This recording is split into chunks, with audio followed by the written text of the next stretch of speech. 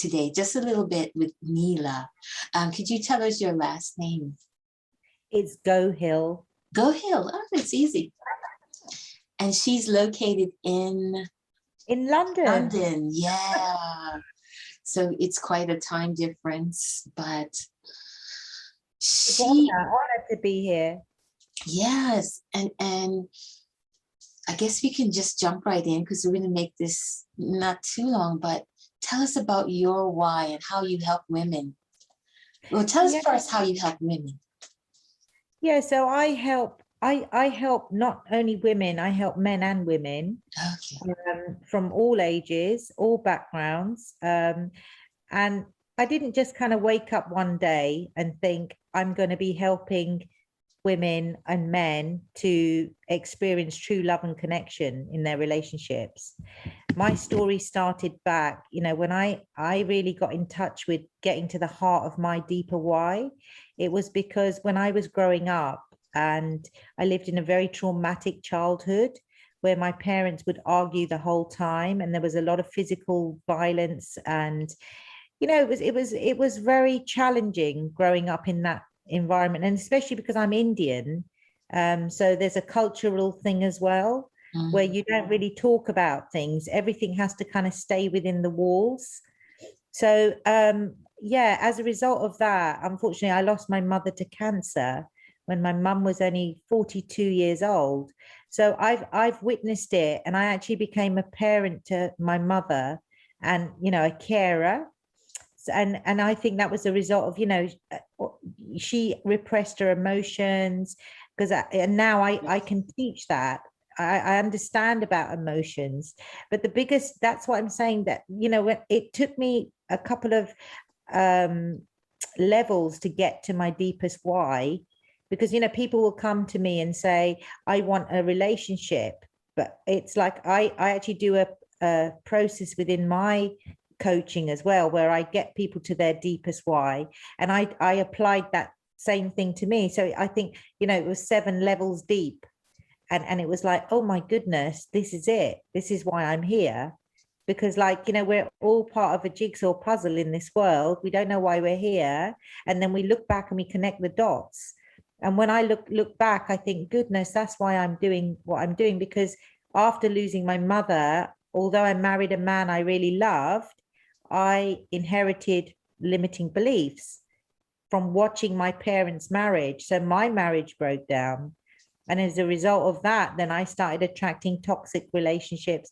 And it wasn't until I broke through and I really bridged that gap of love within myself, then I realized, actually love is just within me. It's all around me. I am love. and that's what I think emanates, when I work with people. And I believe everybody's my teacher. I'm not here, I don't know everything. That's what relationships about. How can you possibly know yourself if you don't get with others in relationship? So that's my deepest why.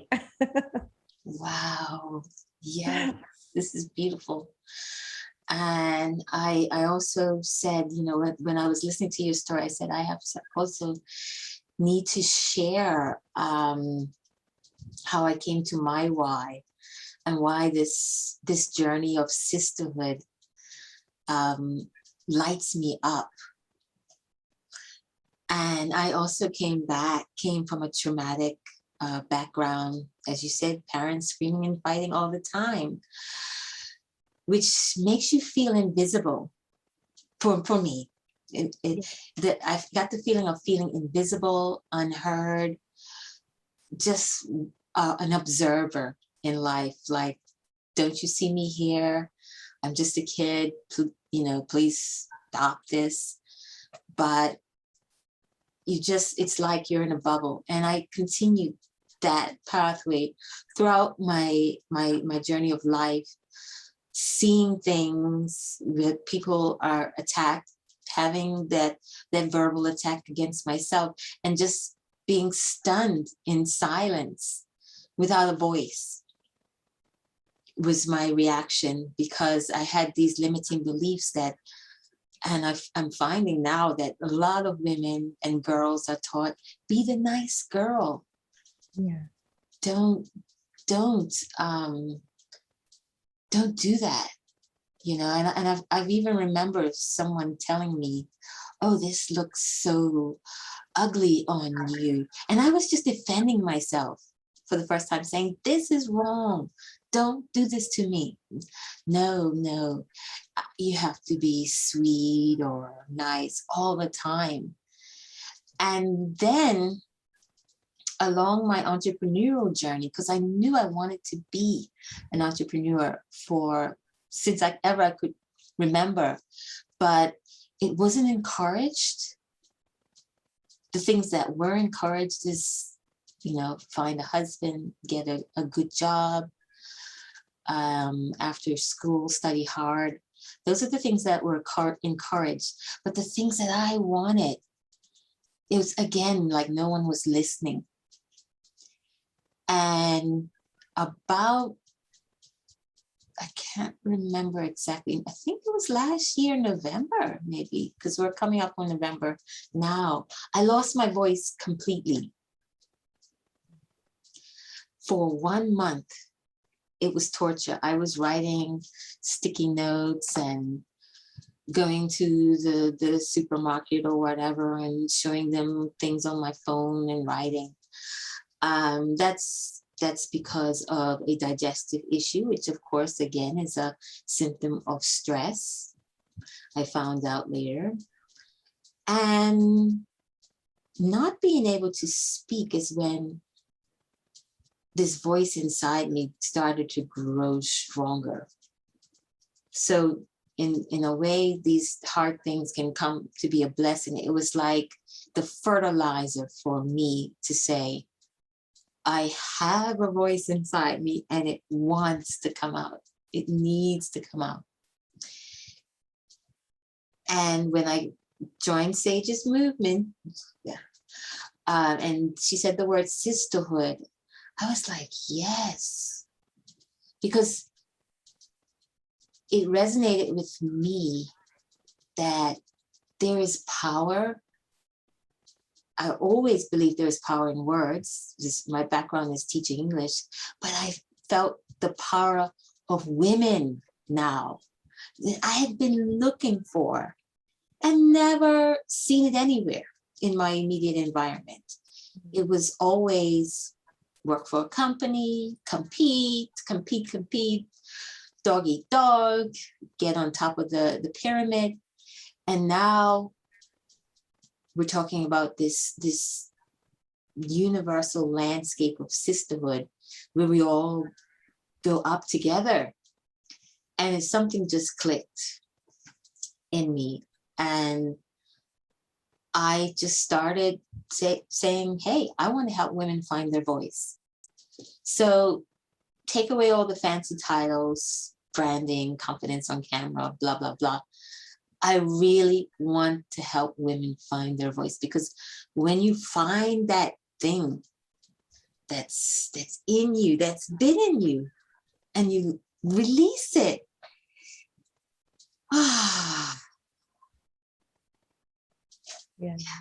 yeah. Very powerful. It's very beautiful.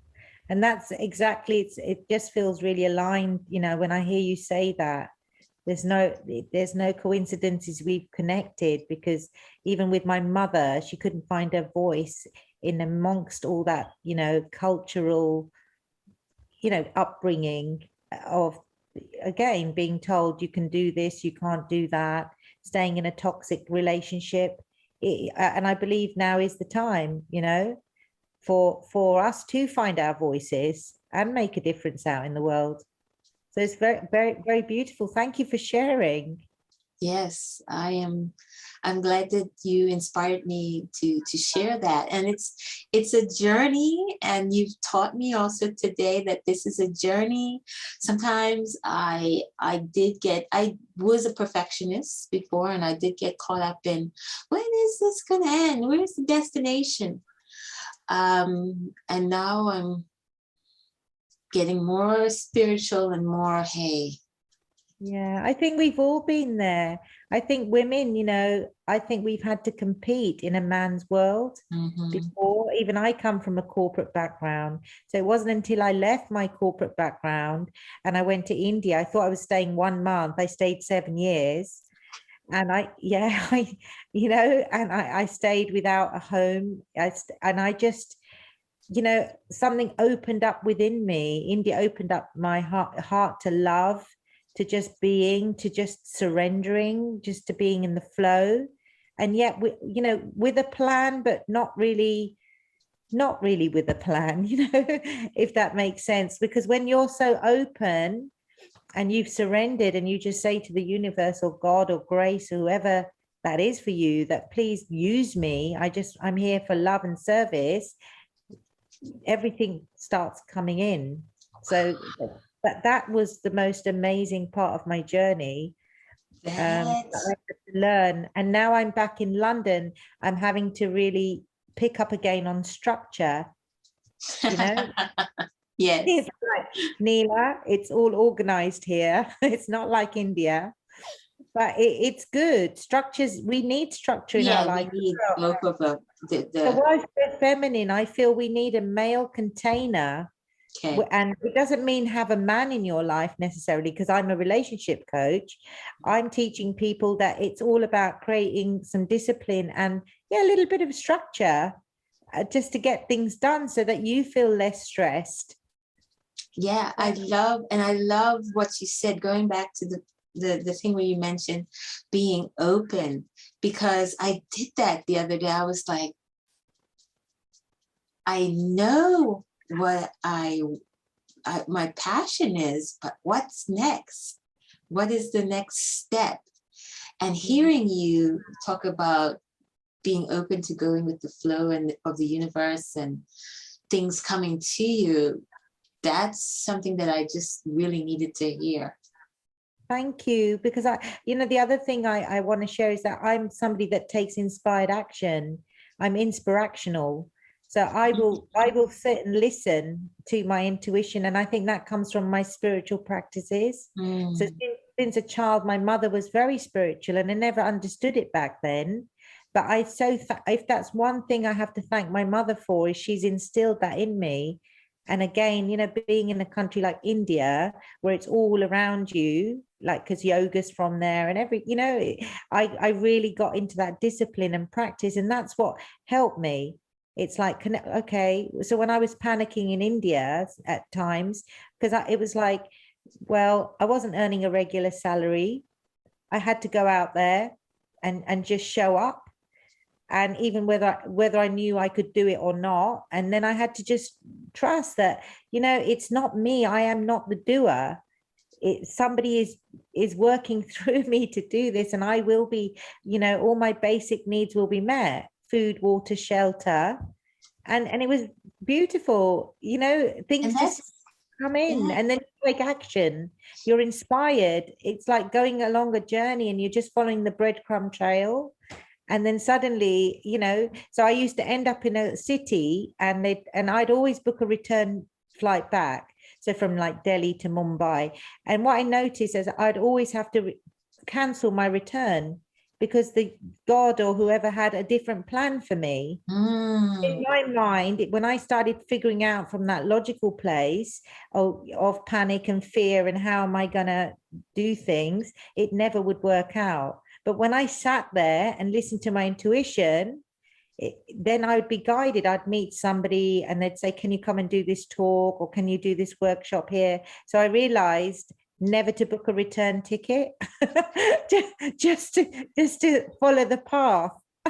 And it was one of the beautifulest lessons I've learned about inspired action, and how you can really then, when you've got a bigger vision and you've got your bigger why and you're in alignment and you're listening, really listening to your heart and intuition, things, will just lead you in the right direction. Wow. And we're always on the right path. Yes, yes, yes. I really, really needed to hear that and remind myself this just surrendering. Yes. Surrendering is a big Often the part of it. simple things in life that people dismiss. You know, they're the things that, you know, we get so wrapped up and busy trying to do the big stuff that we forget about the little things. And that is just take a pause, just listen, just, you know, just take a moment out, just become still. And so that's it's all about beingness more than anything else, rather than doing. Listening to the intuition. I do have a strong intuition when I choose to listen to it. There have been days where I've said, no, you don't know what you're talking about. But when you fall in line with it, it's a beautiful thing. And then you're like, that is the reason that I had to do this. And so this call here, this meeting today was intuition based. Of course, the structure needs to come. That's another thing that my intuition has been telling me over the past week is, Diva, you need to get organized, because I'm a creator, and I create and I create. And if you look at my desktop here, you'll see graphics and text and videos and everything that I've created. And I this is one of my limiting beliefs, that things could go to waste. I'm trying to put that aside, but I do need to bring all these gifts to the table. And the way to do that is to have some kind of organization. Yeah, I so hear you, Odiva, because I've been there. And what I've realized is I've had to just let go, and I've had to ask for help and let others in as well. Yes. And also, whilst, you know, with my journey in India was like going with the flow, but I've actually learned since coming back as well to London is, go with the flow, but yet you still need to, it's like, you know, you're in a boat, but you still have to row the boat. You can't just, you know, you have to still do the physical rowing. Absolutely. And you I can't like just keep going away. I like the fact that you said you were in India for 7 years. I was in Japan for 7 years. That's amazing. Yeah. We're all led, I think, to have some sort of experience outside of our normal, you know, wherever we live. And then maybe we have to then come back into the world. Because for me, India, I had a lot of spiritual experiences there. I'm talking about meditation in caves, you know, going to gurus' houses. And then I realized, you know, everybody's looking for a guru outside of themselves, but the actual guru is really inside you. You have to come back to the guru that's within and listen to that one, and then keep rowing. Yes. And yes, so I'm so glad. I don't know why I thought that I was going to help you with your message, but your message is clear. So what is next for you? What is next for me? I'm so excited because I wrote a book last year. It's coming up to 1 year, and I'm really excited. I'm going to be running a 5-day free challenge for men and women to really help them get to the heart of who they are. I mean, a lot of people come to me, they want to attract love and relationships, but, you know, true love really starts with yourself first. So through the challenge, I'm helping them get clarity on the first few steps, and then really help them in my long-term program to bridge the gap. I will definitely be there, because you can never love yourself enough. Learning to love yourself. I think, and everything I've taught has come from direct experience. I've had to go through this journey myself, and also through coaching others. So it's not something I woke up one morning and made it up. It's something I've had to live through. And now I want to get it out into the world and do my love and service. And this, I will make sure to post it on this video to invite the ladies to come to your challenge. Thank you. When is it? 18th to the 22nd of October. All right. And I will post that on the thing. Look at me in my bits and pieces of paper. Diva, get organized. What time is it, London time, that you will have this challenge? Yeah, so I'm thinking 7 p.m. for, 7 p.m. Hour of Harmony, GMT time. So yeah, I'm really looking forward to it. I think it's going to be, it's really needed now. I think love and connection is more needed than anything. I mean, given the recent COVID and all the things, I think, one of the most basic human needs is love and connection. And I feel that, unfortunately, we have, I don't know. So, when you mention COVID, I know a lot of the bad things have come out of people, but a lot of good is coming. I'm going to claim that. A lot of good is coming with the women's movement, and we're reaching lives and changing lives. And it's given people a chance to wake up, I think. Yes. There's more to life. And for me, actually, it was really strange because I was in India when the COVID started. I actually got the last flight back to London from India. And when I came back, even though it's COVID, I was so grateful, because for me, it's normal to just spend time on my own. And from, so I was very surprised when people around me were falling apart because they didn't know how to handle being on their own.